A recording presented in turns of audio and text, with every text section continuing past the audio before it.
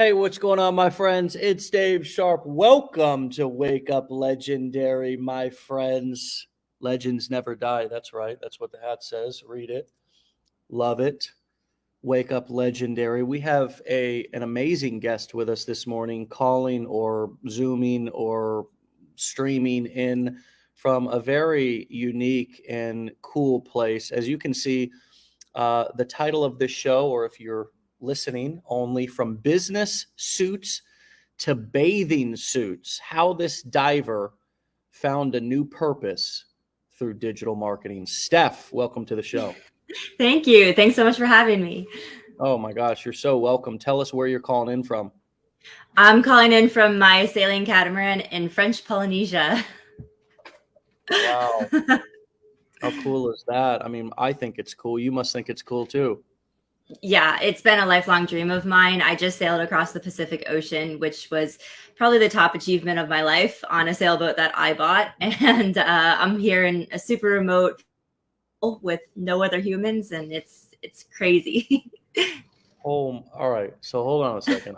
I am a boat captain, not like an official one, but just a legend in my mind. I do have a boat. I have a 30-foot center console, powered by, two 300 horsepower Yamaha engines. Um, and I sometimes concern myself with going, 30, 40, 50, 60 miles offshore. That's like a big thing. You're saying you just sailed across the entire Pacific Ocean? Yeah, in the past 6 months, I've sailed 7,000 nautical miles from Key West, Florida. I am so amazed right now and inspired by that. Thank Wow, you. taking that in. So tell us what led you to Legendary. What were you looking for? Do you feel like you found it? All the things. Tell us Steph's story. Yeah, absolutely. So I'm an ex-corporate exec. So I did the whole go to school, get a master's degree, have lots of student loans, and get a job, and then just work and work harder than everybody else, work longer than everybody else, don't take holidays, don't take weekends. So I worked in business consulting. So if you know anything about business consulting, you don't have weekends, holidays, nights. It just doesn't exist. And it was a blessing because I worked for 10 plus years. I made enough money to buy my boat. So I bought my boat and I kind of said, peace out, land. I'm out of here, and sailed into the sunset. And that was February 2020. So a pandemic hit, and my genius idea of teaching freediving on my boat and doing charters kind of didn't happen. And so here I am stuck in the remote Bahamas, not legally allowed to move, not able to make money for almost 8 months, living on a boat, which you own a boat, so you know how expensive that can be when a boat's just sitting there. It was beautiful because I was spearfishing every day and diving, and and it was the best place to be during the pandemic, but I wasn't making money. So I started researching ways to make money online. Tried the drop shipping, tried the Amazon stores, the Walmart stores, invested in some solar companies, and the I truly was scammed. They actually did take my money, and I got zero return. And so I got really sensitive to making money online, and got really sensitive to people saying big income claims that this was working and that was working. And I had heard about affiliate marketing for a long time before I tried it. Saw it on Instagram, saw the income claims, and I was like, yeah, I've been there. I've been that sucker before. I'm not going to do it again. And then I actually had a friend from college way back when, and she's like, no, I'm doing it and it's working. You should give it a try. And she's like, it's a $7 course. If you don't like it, you're not going to lose thousands of dollars. And I tried Legendary actually for the first time as I was crossing the Pacific Ocean. So I did my 15-day challenge in July. I took my calls with Paul, my advisor, as I'm in 20 plus foot seas and 30 knot winds sailing across the Pacific. Holy shit. Okay, keep talking. I'm listening. Yeah, so I did the 15-day challenge as I crossed the Pacific. One of the things that motivated me was I I got a long stay visa for French Polynesia, so I can stay in the country for a year. But one of the terms of that agreement is that I'm not allowed to physically work here. So I can't work physically in French Polynesia, so I can't teach freediving. I can't have people on my boat. So I needed this to work. If I want to stay here, I needed a way to make income. So I was really motivated. So I got through the 15-day challenge. I did the blueprints, and within 5 days, I launched my business, and I got my first commission in an hour. I got my first 4-figure commission in 10 days, and I made a profit month 1. And coming from a business background, being profitable month 1 of a business that you launch is just unheard of. And so, I mean, I've only been doing this 6 weeks now, but that was like sold. Like it's working for me. So I started just screaming it from the rooftops. I told everybody, anybody who asked me, I was like, don't do anything until I do it. And I can tell you that it works. And yeah, now I'm screaming it from the rooftops. Wow. So you were going through the challenge in 20-foot seas. Holy. Yeah.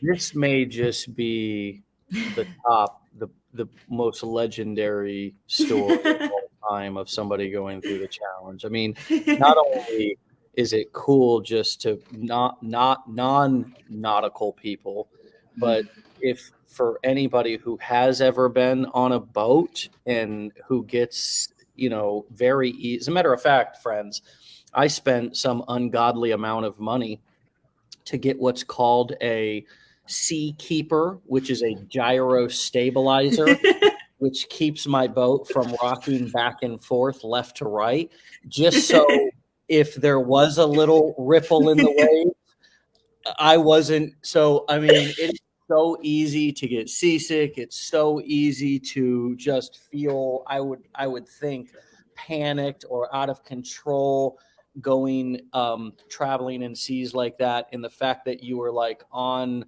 Zoom, I would assume, with your business plan advisor going through the challenge in 20-foot seas is just 50 hat throws, 50 high fives, 1,000 you are amazing, and so just exactly what I needed to hear on a Friday morning. I mean, I'm ready to run through a brick wall. That's absolutely amazing. And so 6 weeks in, you're profitable. And I love what you said, because you do have a business. Now, let me say this for anybody who's listening. The average person who buys any how-to information online makes no money at all. I just want to say that, because I'm the guy who maybe, people come looking at to see if I'm trying to pump out ridiculous claims. I'm not. This is just 800 plus stories of people, and I thought it would be a good idea to actually continue to interview our actual students here, right? Instead of other gurus. And I tend to think that people make no money because they take no action, sort of similar to a gym membership or anything else. But this is proof that when you your back is against the wall in a way, you do something about it. And oh, by the way, that's just the average. That's not just the average person makes no money at all buying legendary information. That's all books, all courses, all things out there, right? I think we have one of the most thriving communities out there on the internet with a lot of people seeing results. And in your case, it's not millions of dollars. It's not even hundreds of thousands of dollars, but you've done a market test and you found that test to be successful. And that is the green light that you needed. Is that reasonable to say? Yeah, absolutely. Absolutely. Yeah. So, okay. So 6 weeks in, your back is against, like, you kind of need this to happen also because it's sort of a first world problem. You want to live in the Polynesian, right? So you kind of need this to work. I wonder just if you could speak to the value of, you kind of needed it to work all along, right? Because you walked away from your corporate life. But I wonder just if you could speak to the value of sort of, I don't know, either being between a rock and a hard place or sort of putting yourself between a rock and a hard place. So you're not so comfortable that it's so easy to quit because you've got this other thing to fall back on, kind of like burning what do they say? Burning the boats, burning the ropes. I don't know, but kind of going all in on something and Yeah. actually having some pain or some fear of something being your Yeah. motivator. Can you talk about that a little bit and maybe how some people may be able to do that even if they're not on a boat somewhere, needing to make it work? Yeah, absolutely. So a little bit more into my story. Like I said, I did the corporate thing, but I did the whole society thing. So I was married. I had a house.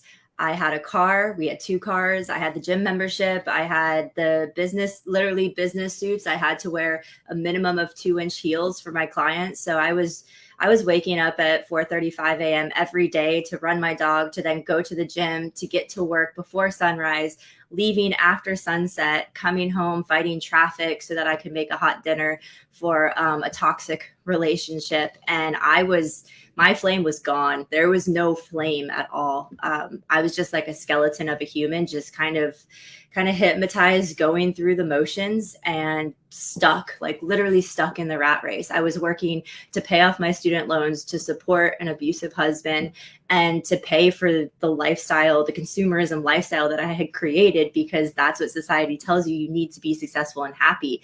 And it was actually, I took a free diving course. And with free diving, it's all mental. So it's all about holding your breath and diving down without scuba gear. And so you are forced to look inward. And that's a scary place. And it was really reflective for me. And it was like a light switch turned on in that moment. I dove past 100 feet. And I came up and I took a breath, and it was like I just had clarity, like clarity that I had never had before. And I had always said, one day I'm going to buy a sailboat and sail away. One day I'm going to buy a sailboat. And it was like that moment. And I was like, what am I doing? And from that moment, it took me a year. I got out of the toxic relationship. I bought myself a little beachfront condo. And I started traveling the world. I started traveling because now I'm not supporting a husband who's abusive and horrible and telling me that I'm all of these awful things. And so I actually started to rebuild myself from the ground up, my kind of Phoenix moment. And I said, I'm going to do this. So I bought the sailboat and I started putting things in place, and I sailed away. So for me, I always say that there was no plan B. There was no option of going back. Like going back to that life was never an option. So it was always, how am I going to make this work? How am I going to make this work? How am I going to afford this? So when I read Rich Dad Poor Dad, that really resonated with me. It was never that I couldn't afford this. It was, how am I going to afford this? Within the first year of owning my boat, I had to almost replace everything. So both of my engines went. I had a cracked block. I had a sail drive seal. I was literally sinking in the Bahamas, across the Gulf Stream, taking on water. Like the stories, we should have, hold my beer, Dave. We could go back and forth, right, with boat ownership.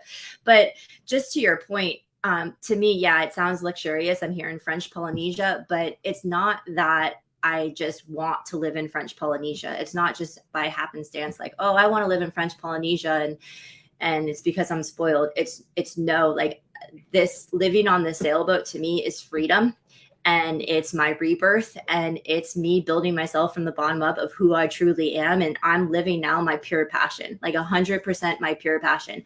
Everywhere I go, I'm teaching the locals to free dive, teaching them how to spearfish, how to sustainably harvest their own food so that they can support their communities. And I want to be successful financially so that I have more to spread, to give to people and help other people change their life, because I was able to escape the matrix.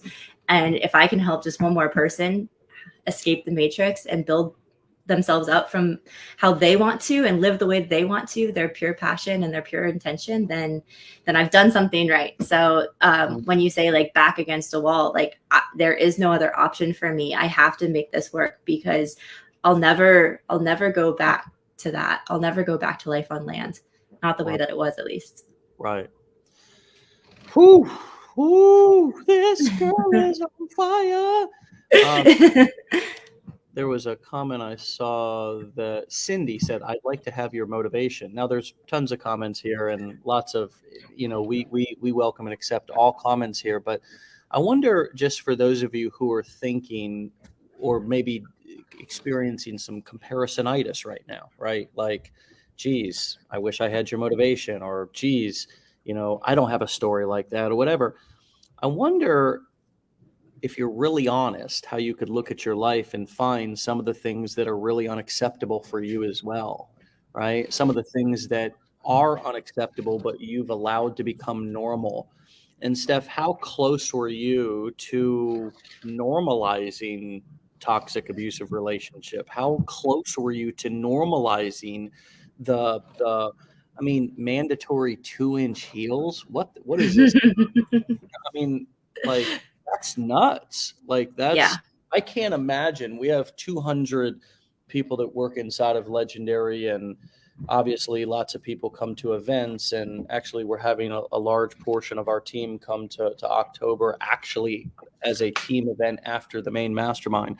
I can't imagine, saying to people, particularly the women, this is a large female presence in this community, but mandatory 2-inch heels. I mean, how close were you to normalizing so many things that you realized actually were unacceptable to you? Yeah, well, I mean, I did that for 10 years. I was in the relationship for 6 years. We were having baby talks. Like, it was the easy thing to do would have been to stay. That would have been way easier, way easier to just stay in the job and stay in the toxic relationship and stay in suburbia and stay in debt. That's way easier than making a dramatic change. I mean, I literally sold everything, bought a sailboat and sailed away. I don't know of a more dramatic change, and that's hard.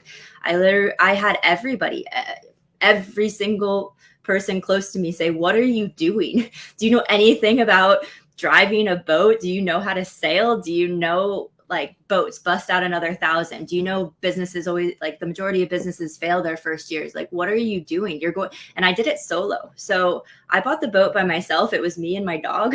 And we sailed into the sunset together. And people, it's hard because you're coming from a relationship where you're minimalized and you're told that you're nothing. And I knew that it wasn't true because I was successful in my business. So I had it deep down. I knew that fire still. It had just been dimmed for so long. And so the moment that I set sail, it was like that just ignited again. But I will say, like, I understand it so intimately because I had normalized it completely. I had embraced it. I had accepted it. I had settled for it. And it wasn't until I had that aha moment, that light switch turn on, and once it turned on, there was no turning back because then I saw it. And once you take that, what is it, the blue pill in the Matrix, once you see it, you can't unsee it. And I had to do something about it. Yeah. Friends, this is a great opportunity. As you said just a moment ago, with the diving, forced you to look inward. Well, I wonder how you can all take that metaphor. Stephanie dove to 100 feet for the first time and came up and had air. And it was sort of like a defining moment. It wasn't a burning bush. There wasn't anything external that, like, the skies parted and stone tablets were delivered to you from a mermaid or something, or a merman. But it was just a moment of clarity for you where you were able to look within and just have, sometimes when we step out of our normal environment, it is an opportunity for us to get clarity. It is one of the reasons why we do live events. It is one of the reasons why vacations can be beneficial if you're, going on that vacation and doing something other than just sitting at the bar the whole time. I mean, it's all about what you want is what you're going to get. What you want to see is, and what you're open to seeing is oftentimes what you're going to see. And I just wonder how many of you could take a step back from your lives, just metaphorically, for your moment of clarity to kind of ask yourself, maybe it's not, going and getting a divorce. Maybe it's not quitting your job. I don't know. Everybody has to make those individual decisions for themselves. But I just wonder what we are all settling for and how much of a change we can make to create an interesting story. Because the other thing that people say is, I don't have a story like that. Well, you have to create your story. You're the author of your book, right? And your life was just as miserable and boring or whatever back when you were living it and settling and whatever as anybody else's who's just kind of doing nothing and letting life happen to them instead of creating life, creating or designing their life. And so I just challenge everybody to think about, how can you be the author of your story? It may not mean that you have to completely jump on a boat and sail away, although that's a really cool thing to do. But man, there's so many different ways that we all can create change and have our sail away moment still on land, still actually living in our current life. Just, Stephanie, you've done something that's big and bold and some would say is just extraordinary, and it is. And oh, by the way, I have been in seas. I got caught in a storm one time, and I was in a little 21-foot Sea Fox with a 150 horsepower motor on the back, and I was in 8-foot or 9-foot seas coming in to land from a fishing trip on a storm, and it was the only. It was my dad and my buddy Everett, and they both like to run their mouth. I said, "Sit down and shut up. Put your jacket on. I need to actually focus here. This is serious. This is not a time for us." And it was scary. I mean, it is that's the other thing that I think we don't give enough credit to, is putting ourselves in scary circumstances and seeing what we're made of. You also just alluded to a point a moment ago, is that kind of you never knew that this existed within you. And that's been my message from the start. We're not here to be your gurus. We're not here to complete any of you as our students or clients. I mean, really, our job is to hopefully help you to go inside of yourself and tap into things that you didn't know were there, to find a human being within you that's way more powerful than you ever thought existed. I want you to answer this question in two parts. What have you learned about yourself since February of 2020 when you set sail? But also, what have you learned about yourself in the last 6 weeks of starting this business journey that you didn't know or had forgotten was within you? Yeah, those are great questions. Well, since February 2020, I don't know if it's ignorance or strength, but I've learned that I'm really strong. So people, when we were crossing the Pacific, one of the scarier things that happened is just imagine this. So you're in the middle of the Pacific Ocean. There's nowhere to stop. There's no islands. There's nowhere to set anchor. You're literally at the mercy of the seas and the wind and the weather. And all of a sudden, the sun is setting and we have whale spouts all over, like all around, surrounding the boat. So 20 plus whales. My boat is 46 feet. These whales are as big, if not bigger, than the boat. And the sun is setting.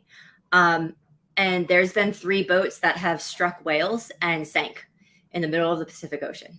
So when people ask me what my biggest fear was, that was my biggest fear. We had full sails up. We're cruising at like 7 to 8 knots, which is decently fast enough to sink your boat if you hit a whale. And we're going into nighttime, night navigation with whales surrounding us. And that was terrifying. And in that moment, I realized that I wasn't scared. And that's a really scary situation. And so what I learned about myself is that I'm not a fearful person. I very much live in the moment, and I have a lot more fortitude and internal strength than I ever realized. I thought I beat myself up. If those of you who have been in abusive relationships, you look back and you say, how could I have done that? Like, how could I have been so weak to stay for so long, to accept that and not set boundaries and not be healthy? And you just question yourself. And it proved to me in that moment that, no, you are a really strong person, and you have gone through a lot, and you're going to go through a lot, and you're going to keep on going. So I learned that about myself, which was really eye-opening. And we didn't hit a whale, thank goodness. I'm very happy.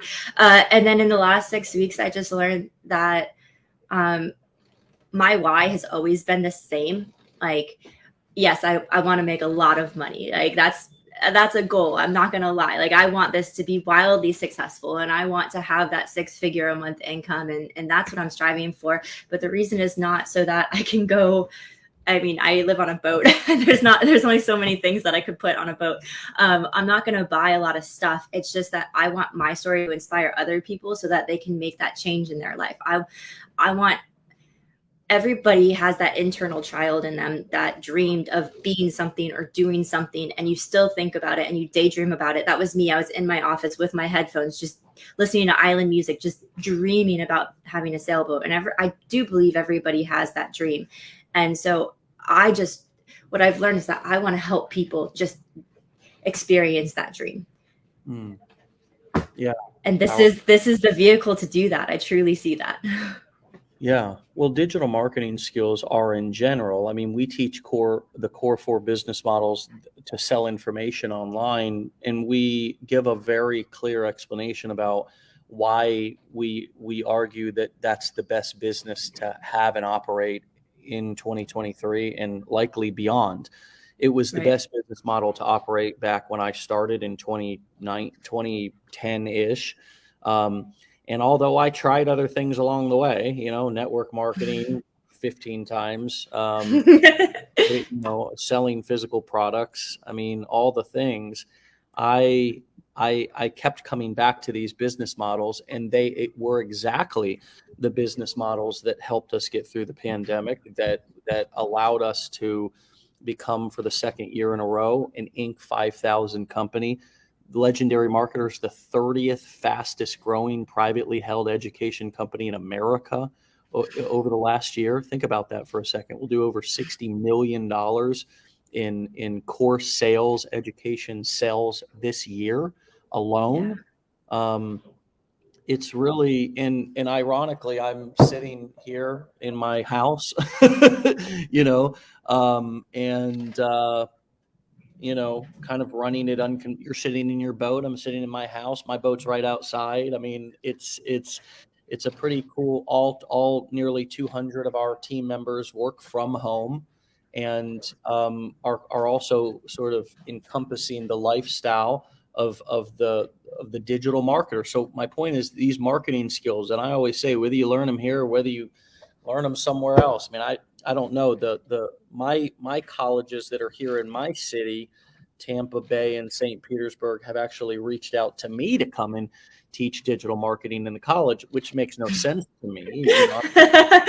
I mean, I'm flattered, and no thank you, but you can learn them in your local college or wherever you're going to college. Or if you want to go to YouTube University or dig through free stuff or I don't really care. I just think people should learn these skills because they're not going away, and it's only going to become more digital, more electronic, more of all the things, and less of mom and pop stores in brick and mortar businesses and things of that nature.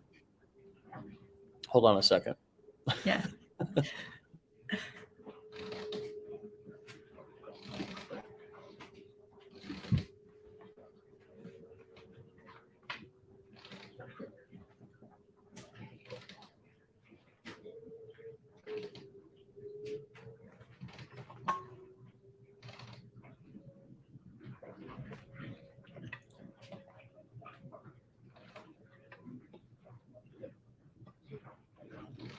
Sorry. No worries. Told you I was at home. So talk to us a little bit about what it was like for you to kind of go on video and begin actually creating and producing marketing content. I mean, being somebody who seems to have lived and operated within a pretty traditional work environment before, to where maybe you took the occasional conference call, but it sounded mostly like belly to belly kind of traditional sales or business. What was it like for you to then go from learning mode to action mode? Yeah, no, that's really good. So COVID hit, right? The pandemic hit 2020, and I'm sitting on my sailboat and I'm fixing everything that's breaking and learning my boat in the very remote Bahamas. And I was trying to make money. So I was like, how am I going to make money? And like I said, I tried the drop shipping, I tried the online stores, I tried all of that. And one of the things that I tried was YouTube. So I started doing more of the Instagram and more of the filming and kind of living my life like this a little bit. And it was very awkward for me because I felt like it was too much focus on me. I was like, okay, who wants to see me? Like, I'm being very self-centered and very like righteous, like, hey, look at me here in paradise while you're locked in your apartment in New York, can't even escape. And it was really hard for me, and it was polarizing. There was a lot of people who said, please keep sharing, we're living vicariously through you, and other people who are a bit resentful that here I am sitting in paradise. But what they didn't realize is, like, I was stuck too. I couldn't go to land. I couldn't buy groceries. The mail boat in the remote Bahamas was coming every 3 to 4 months. I was living on potatoes and carrots, like, and the fish that I was getting. So it was challenging too. But to your question, it gave me the opportunity to get comfortable with this, with becoming a voice and building my brand. And my goal, what made me okay with it, is I told myself, just be true to yourself. You have a message.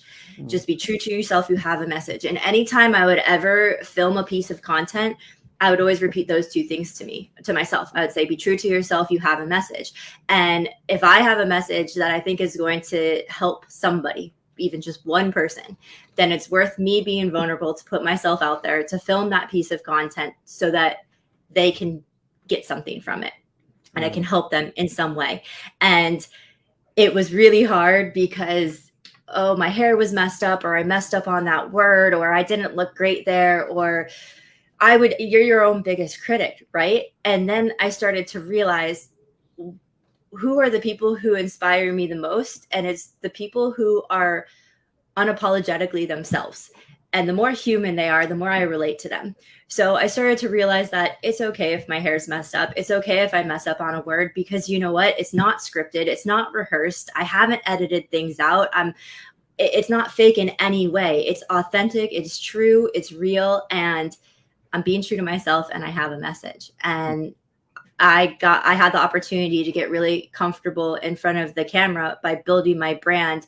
And my brand is just me. It's just me sharing my voice. So when I started doing the affiliate marketing, and I did the 15-day challenge, and I started filming my own content, at first it was a bit awkward because I felt like the whole imposter syndrome. I'm still really new to this. What do I have to say to anybody? I'm still learning.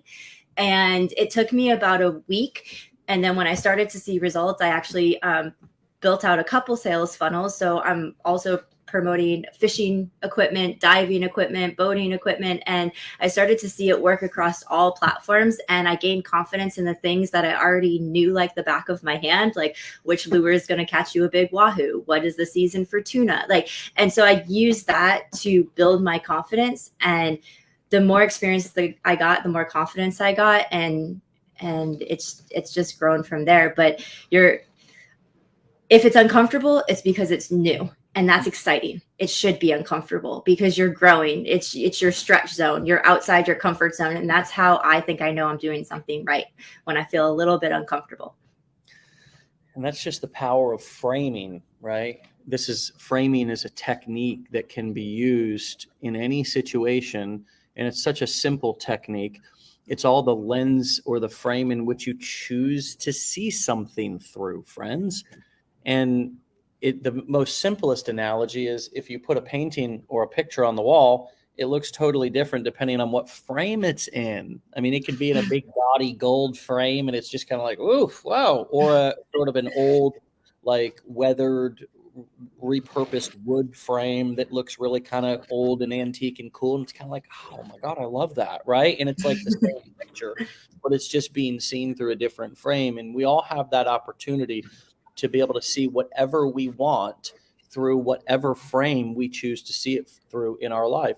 Another thing that you said was that I really liked was, using the things that you already know as content to be able to either test other accounts in niches. For example, do you know how many people, and maybe you follow some of them on YouTube, but I watch them for quite a while. There's so many sailing families and so many, one of my favorites is Eric, the Norwegian sailor. Have you ever seen content on? No, okay. I haven't. Okay. This guy, Eric from Norway, I don't know what his I'm going to actually share his, I'm going to share his YouTube channel with you. All right. This guy.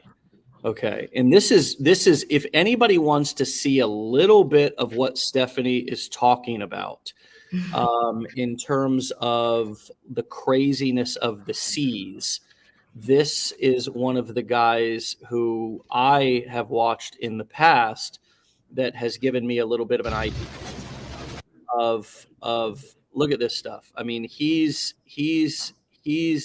encountering storm force 10 C's. Not knowing. Look. I mean, this guy, and he's just out there. He's just out there in the middle of the Norwegian Sea, which is also, look at this. I mean, which is also, it's also cold. So it's both crazy, but it's also cold, and he's way offshore. He's not always on shore. He's way offshore. I've learned so much about fear, managing fear from this guy. And he really just has created a channel and content around what he loves to do, right? Like he loves to sail, and there's a lot of people out there in the world who also want to learn how to sail and who are doing much smaller sailing adventures than this guy. But this guy really does a great job at sort of taking you behind the scenes and taking you on the trips with him. Now, why do I say all that? I say that to say that that there's a huge, for just your situation that you're living in right now, there's so many people that would love to escape land, that would love to buy a sailboat. Like it's a dream. It's sort of like, oh my God, yeah, I'd love to learn how to sail, or even I have somewhat of a knowledge of sailing. How would I transition my life and unplug from the matrix and go and live while traveling, while sailing? I mean, who wouldn't want to do that, right? So there's ways to also then cross-sell and upsell other things by, if you have a channel or you have a niche where you're talking about living on the sea, well, what is people's number one challenge that they have of doing that? It's making money, right? So now all of a sudden you're not leading with make money online content, or you're not leading with marketing and entrepreneur content. That just happens to be something that is an offer in your back end. But your fronting in your sort of your front facing content is all of this educational content about being on a boat, about living on a boat, about traveling via sea. These are ways that many of you can take knowledge, expertise, hobbies, things that you're really knowledgeable about, and create accounts, channels, full-blown working within niches where you have accounts on all platforms. And your front-facing content is whatever your passion is, whatever your hobby is, whatever the thing that you love to do. And the number one challenge to people doing more of their hobby, to doing more of their passion, is usually the ability to be able to support it, afford it. So it's just an example of how to sort of cross-sell and upsell other things on the back end. And if you think about, just like you said, there may be a lot of people, if your front-facing content is a lot of online marketing, online business, make money online, but you happen to be filming a lot of that content on boat, well, people may also be interested in fishing or sailing or boating or et cetera, content and or products that you could promote, especially if you can relate them to sort of somebody's normal life. The extreme sailors like yourself may not be the large population, but just people who want to dip their toe and have a little taste of that lifestyle. Here's a product that you can do. Here's an experience that you can do. Here's something that you can do. And here's 5 products that will help you do it. What comes up for you as I talk about essentially creativity in online marketing, your income really only being capped by your creativity and your ability to be able to think of different creative ways that you can introduce products to people that may not be just so obvious to the average person. Yeah, you kind of hit the nail on the head there. Like, And my advisor really helped me see this, because when I first started out, I didn't know what niche I wanted to go into, because I actually do have a lot of interest in a lot of things that are passionate for me. So boating, fishing, diving, spearfishing, sailing, my pets, my dogs. And my advisor asked me, he's like, what's the number one problem people come to you with? And I was like, well, they want to buy a boat and sail away. That's their problem. And he's like, well, what's the problem? I'm like, they can't. He's like, why? Because they don't have a way to make money online. And so that helped me kind of dissect down what I wanted to be my primary focus and the problem I wanted to help solve for people. But an example, and maybe some more people can relate, is my boyfriend moved on board with me a year ago. And so he's seen me struggle with being scammed with different online things.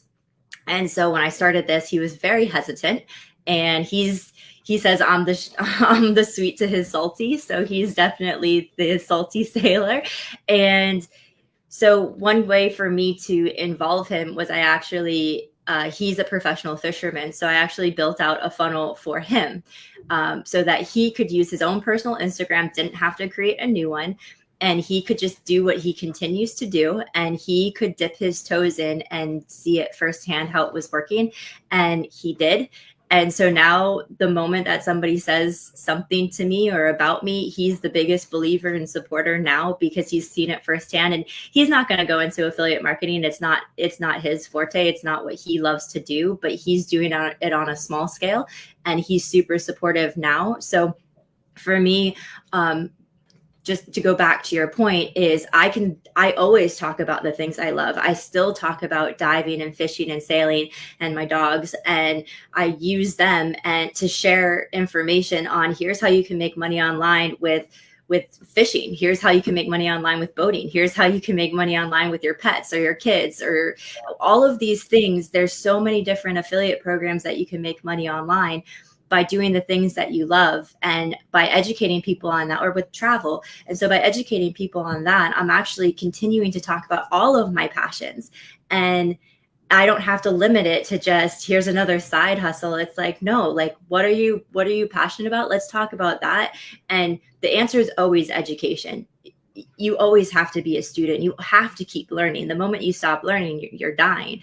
So all of us need to continue to be educated. And I have to say, like, coming from going to school and then going and getting my master's, and then working in corporate America, where I was the director of training and development for a consulting firm, I've never had a better education than what I got through the 15-day challenge. And this is not just to plug you, Dave, but I haven't had a better education where it was so inclusive of not only theory, but practical application, where I could actually pause the video, do an action to create something that then, as soon as I was done, it was live and working and operating and automated and producing me money almost immediately.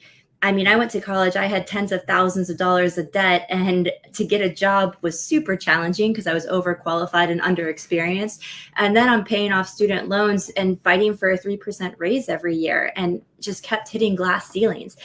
And that doesn't exist here. So a position where you can talk about your passions, be creative, do content that's true to yourself, and there is no ceiling, and you get what you put into it, is what I tell everybody. I tell everybody, this is not for everybody. You have to be consistent. You have to be dedicated and motivated. You have to have grit and tenacity and be able to bounce back when you get negative comments or naysayers or people questioning your authenticity. But if you have that determination, this is going to work. Wow. Well, thank you so much for saying that. And I really am able to receive that positive validation back, and I so much appreciate it. And I'm so grateful that the experience has been so empowering for you. That's our goal here, and that was the very thing that I wanted when I was starting this journey as well. And there were some places that I got those positive experiences, and I wouldn't be here if it wasn't for the things that I found and encountered when I first came online as well. And so the heart of the entrepreneur is to keep creating, and ultimately, for me anyways, it's to kind of create the community that I always wanted to be a part of. And I think it's important to remind people that, even Legendary didn't just show up. It didn't just born. I didn't buy it from somebody. As a matter of fact, it's it really is even a personally branded business to me in a sense, because I'm the spokesperson for the company, right? And Right. so it's we're eating our own cooking here, and it's a beautiful, beautiful business to operate and to be a part of, because of the way in which we're able to experience all the benefits that we're talking about to our students, me and all of our team members here. And we really don't call them employees. I've never called anybody an employee. I have a real issue with saying that even people work for me.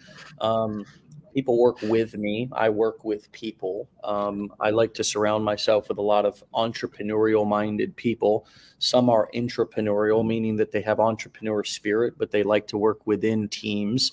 And that's tends to be what we have here. It's a real different way of living and doing business if you look at what we're doing here, because none of this is based on fear or control.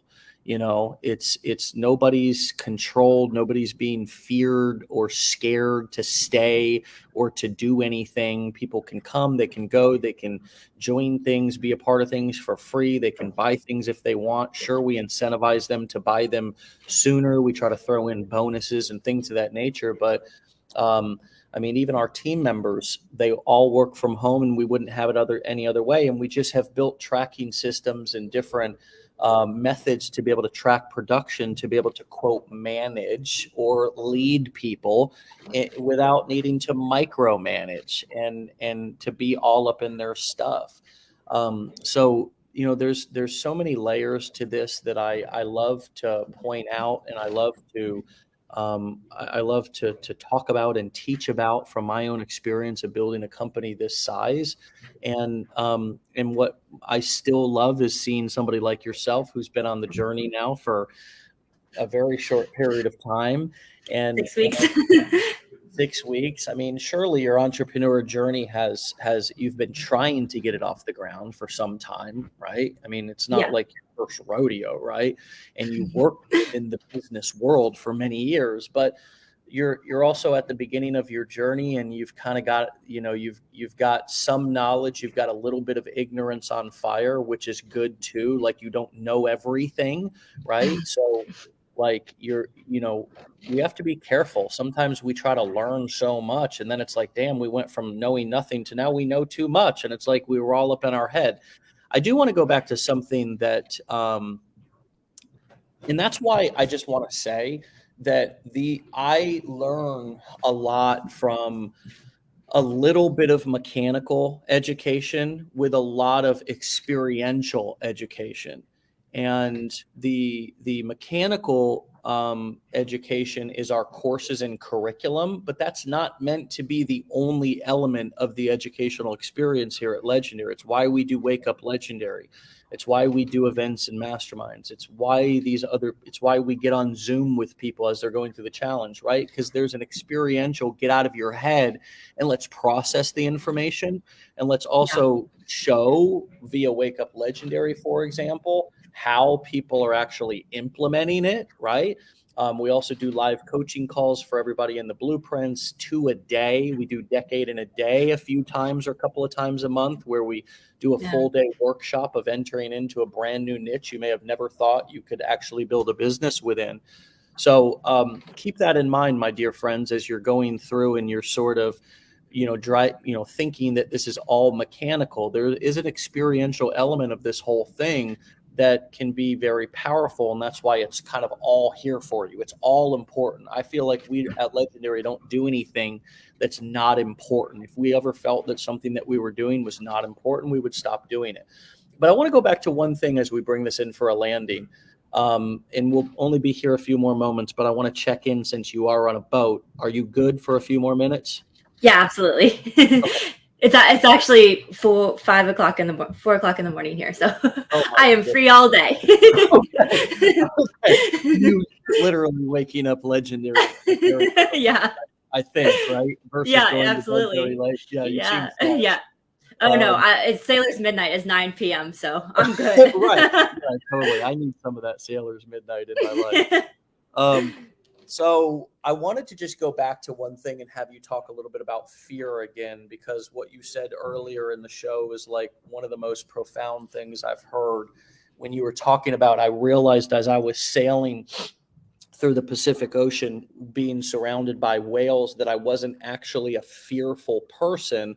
However, there was probably I'm assuming, you tell me if this fits or not, that there was long periods, if not maybe a lot of your life, where you did think that you were afraid, and maybe it was just that you were anxious and worrying about something happening in the future.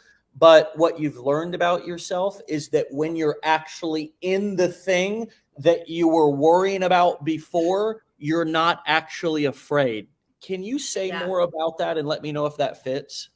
Yeah, 100%. I mean, I always joke that I was born fearful because my mom said I didn't even want to come out of the womb because I just wanted to stay there because I was fearing what was about to come.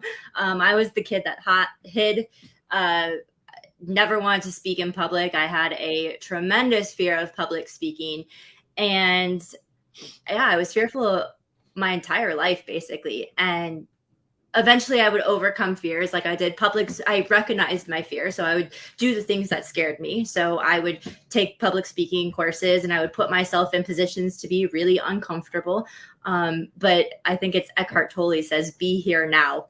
And that's one of the most powerful quotes I ever learned in business. Was fear comes from, like you said, what could potentially happen in the future. But if you stay present, there's really nothing to fear. So what sailing has taught me, sailing was where it really drove it home for me, was when you set sail, you're relinquishing control and power. I mean, you can definitely set yourself up for success. You can have your safety in place. You can have your plan in place. If something goes wrong, you can make sure that your boat's in the best best condition possible. You can make sure that you're healthy, you have sleep, you're rested, you have people on shifts. There's only so much you can do. And then when you've done everything, at the end of the day, going into sunset with whales surrounded by you, you just have to relinquish control. There's literally at that point nothing you can do. So it doesn't make sense to fear, because then you're wasting your energy and your adrenaline on something that's not actually happening. So you just stop, breathe, and be here now. And if you're here, if you're actually present, there is no fear in the present. It's either action or no action. That's your only choice. God, how valuable, my dear friends, is that to hear and to think about, and just to ask yourself, what the hell am I actually afraid of? And we go back, not to be cliche, but to the quote of, I dropped out in ninth grade, so I'm sorry for not remembering this, but I'm sure the comments will blow up. There's nothing except fear itself, right? Mm. And man, I think for so many of us, we just live our lives being anxious and worrying about the thing that's going to happen that we actually can handle. We actually can handle it.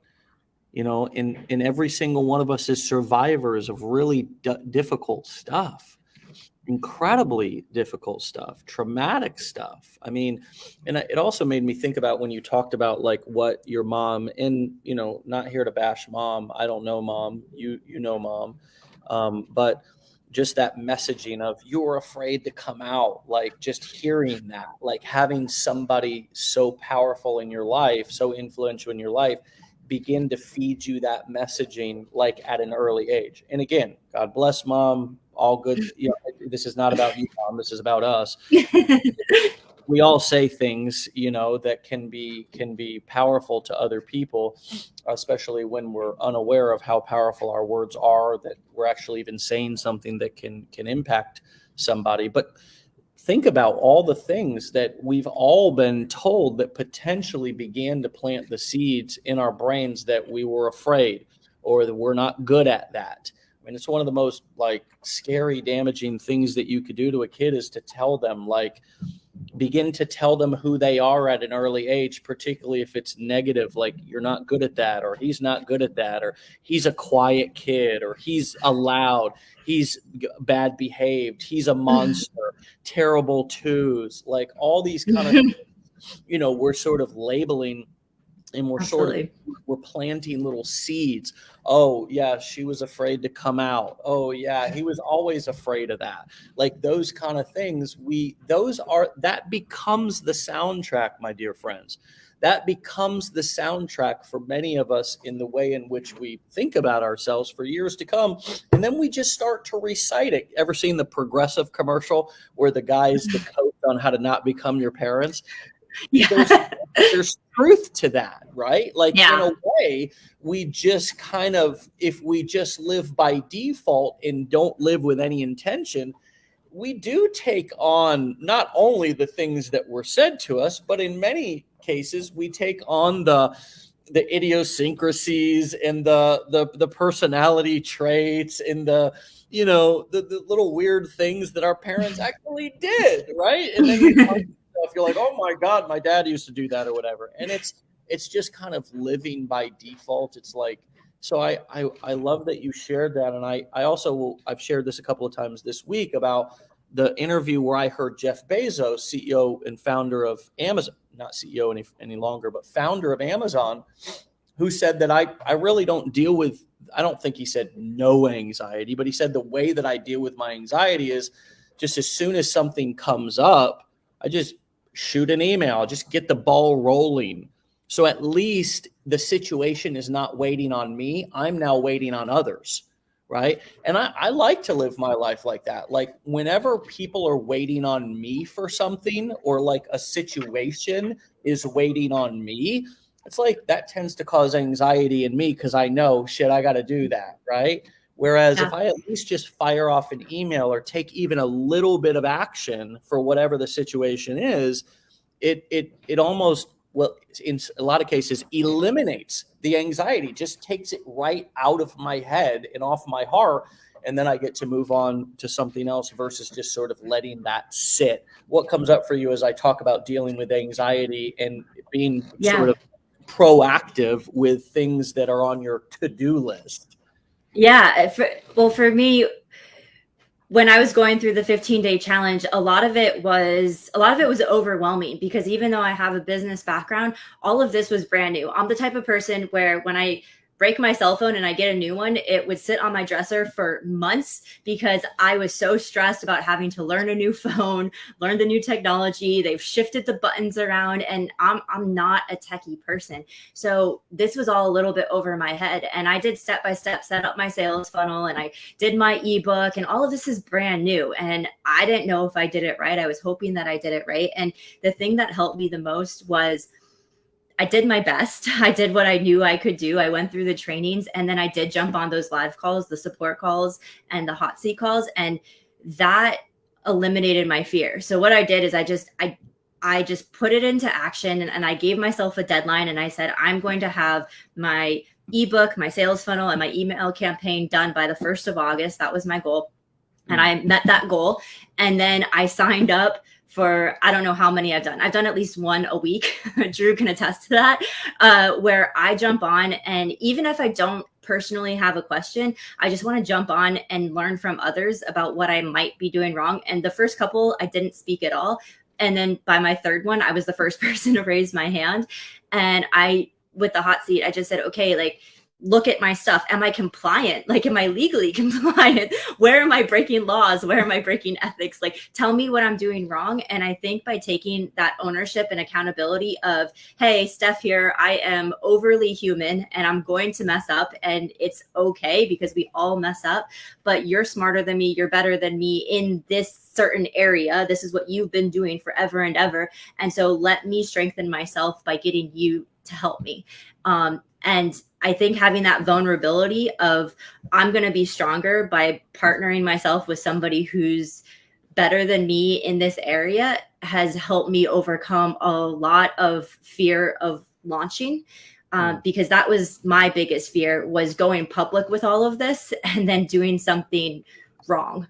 And I didn't want that to happen, or having my email campaign not linked up, or not having my privacy policy right. I mean, there's a lot of moving pieces to this. You literally are a business owner when you launch this, and that's not something to be taken lightly. So having those support calls and those hot seat calls, my biggest recommendation for anybody getting started is throw yourself into the fire there, because they're so helpful.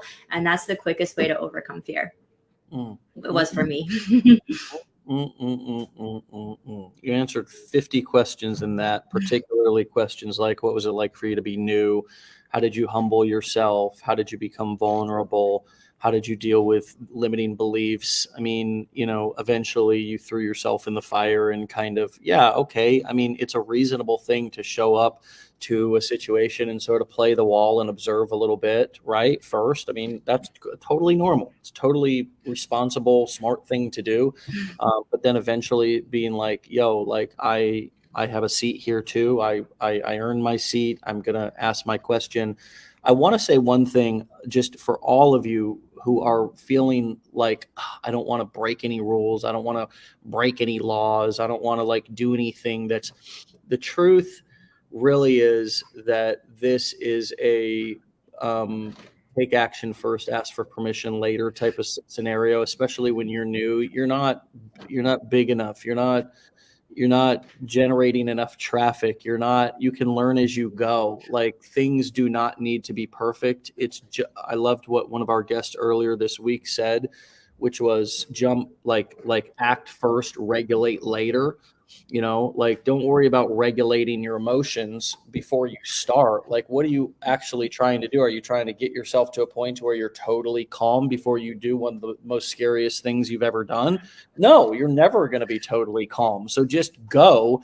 And then over time, you will learn coping mechanisms. You will learn how to regulate your emotions. And maybe, just maybe, it's taking that action is the very anxiety medicine that you need. I know it is for me. When I'm sitting there getting ready to get ready, it's one of the most anxiety-ridden things.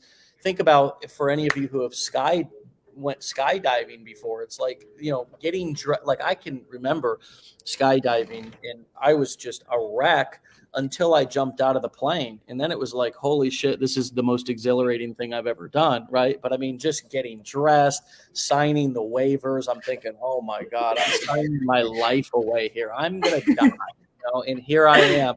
Family's not going to get a dime. You know what I mean? Away, getting dressed, and you're climbing up into this shitty plane, and you're like, oh my God, this thing is going to crash. You're looking at the parachutes. You're like, oh my God, these things are old. It's not going to work, right?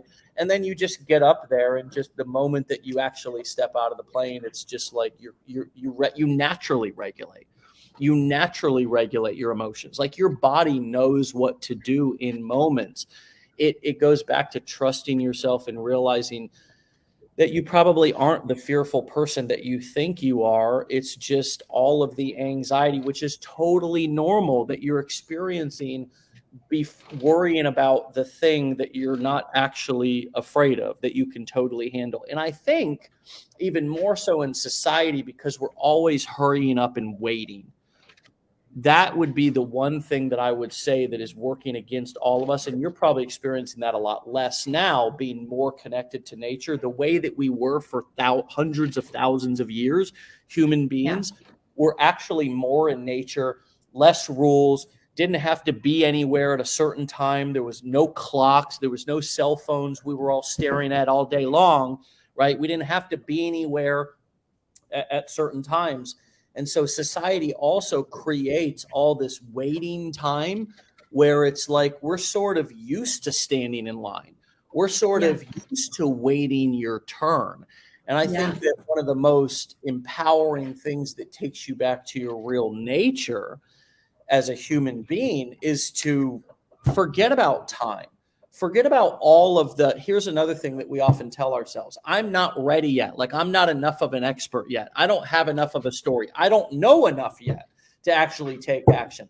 And that is just all society's like programming for you to sit inside of a classroom for 6 years to get a piece of paper before you can go and apply for a job. Sit inside of a classroom for 6 years before you can go and apply for a job.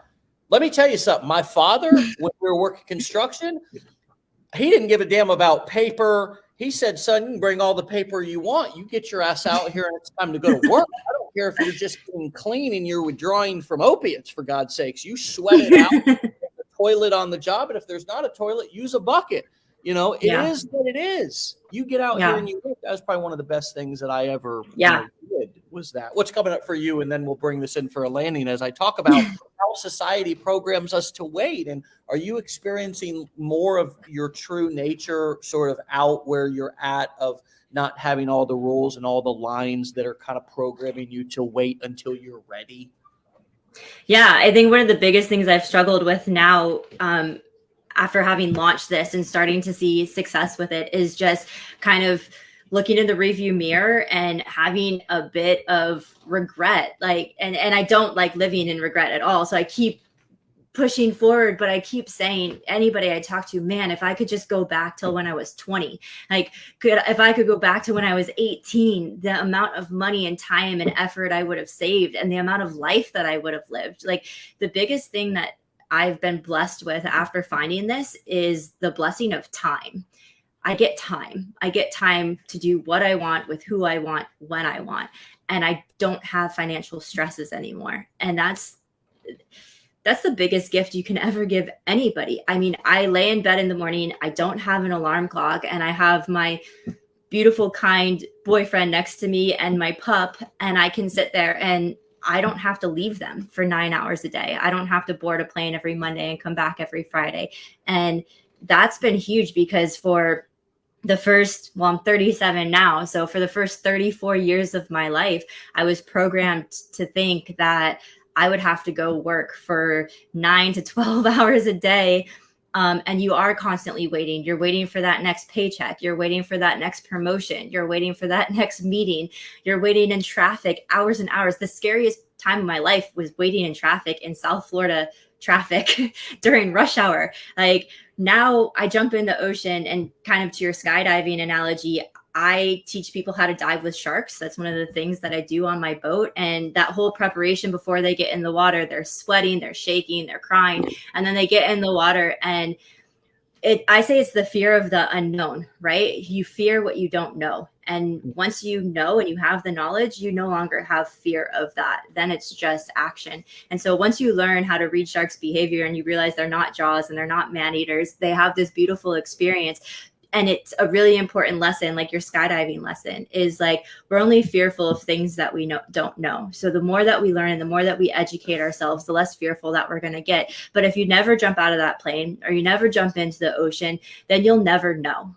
So I guess my advice for anybody new would be, like, jump or dive. Like, take the dive, because nothing's going to change until you do. Take the dive, you won't die. Steph, my friend, what a show. What a show. And did you ever think that 6 weeks into this journey, you'd be here talking with me, doing such a powerful show? I mean, coming on and just crushing it like this. And you did. You're this is everything. You're crushing it. You're empowered. You're powerful. You're inspirational. I mean, was that something that you imagined or visualized or even thought was possible when you were signing up for that challenge, however long ago it was, a short time ago? No, not at all. When I first started, I reached out to a lot of the people who are a part of Legendary, and I work with Chelsea a bit now, who was just on the show recently, and Sean, and I told them, I was like, I got invited and I am so nervous, and the community here is so supportive. Everybody has your back. Everybody says, own it. You deserve this. Go get it. And that's what I love about this. The community that you've built is truly one of a kind. There truly is not jealousy. There's not people undermining each other. There's not people being passive aggressive. Like, everybody's here to support each other. And everybody just wants everybody else to crush it. Like, nobody's in competition. It truly is one of the most beautiful cultures that I've ever experienced in a business setting. And so thank you for that, Dave and Chelsea and Sean and everybody who wished me luck on this. And it's been a pleasure. Thank you so much. It's been wonderful. Come back and see me on your, in a couple of months. Keep us all posted on your journey. I know it's going to just keep growing and going, and you're going to be, you're going to be just reaching so many people and doing and making money and continuing to build your confidence and self-esteem here and doing this. And that's going to be so fun to watch, right? Because you're sort of like a fetus right now. You're like a little baby. Who's by the way, has bursted out, who's not afraid, who's just excited and empowered and is this adventurous person who's just brave and courageous, and not only from your sailing, but also in your business building. And so we've learned a lot this morning. I look forward to talking to you again real soon. My best to you. Be safe out there, have fun, and stay legendary. Okay, Steph? Awesome. Thanks, Dave. All right, my friends, let's make money, honey. Come on now, is where you can find Steph over on Instagram. Honey is spelled Hunny. Okay, everything else is spelled just like it sounds. Let's make money, honey is where you can find Steph over on Instagram, and you can go from there. As I say every day, let's support these people. Let's support each other. When we see each other creating content, when we see each other, delivering value, if you are going to go follow somebody, which I know so many of you will, then make sure that you lift them up as they will and already have. See, they've delivered that value and that inspiration in advance to you. Many of you didn't even know who Steph was. This morning was, of course, my first day meeting, talking to Steph. You heard every word. The only words that you did not hear from our conversation was me jumping on at about 10:01 a.m. and saying, ready to rock. And we went live, and you heard every other word of me getting to know Steph, her story, everything. And so, man, she gave us the goods this morning. So let's continue to lift and support her up. And my friends, what a great way to end at least the weekday, right? For those of us who are living a, Monday through Friday. Of course, Steph is out there in the Polynesian, and I don't know if they keep track of what day it is out there or not. Probably not as much. But we take a break from Wake Up Legendary on Friday, Saturday, as well as our Blueprint coaching calls. Many of you who are going through the challenge still have an opportunity to speak with your advisor, likely over the weekend. However, we will be back here on Monday, as we always are, continuing the climb to 900 guests on the show. And those guests are not just random guests. They're our actual clients, our real life students, people, as you heard this morning. Steph is 6 weeks in to this journey. So really new, really fresh. Many of you are sitting in the seat, just sort of getting ready to get ready. And hopefully you're inspired finally to get off that log and jump, right? Jump. And it's not enough to just make a decision. There was 3 frogs sitting on a log. 2 of them made a decision to jump off the log. How many frogs are sitting on a log? 3. 2 of them only made a decision. I didn't say a damn one of them actually jumped. Right? So even making a decision is not enough. You got to jump. And I think this morning, nobody could have said it better than Steph. Jump, dive, get in there head first. You're likely afraid of things that you can totally handle when you actually get in the situation. Stay legendary, my friends. We'll see you back here on Monday for another episode. Be well, be great. Love you all. Peace.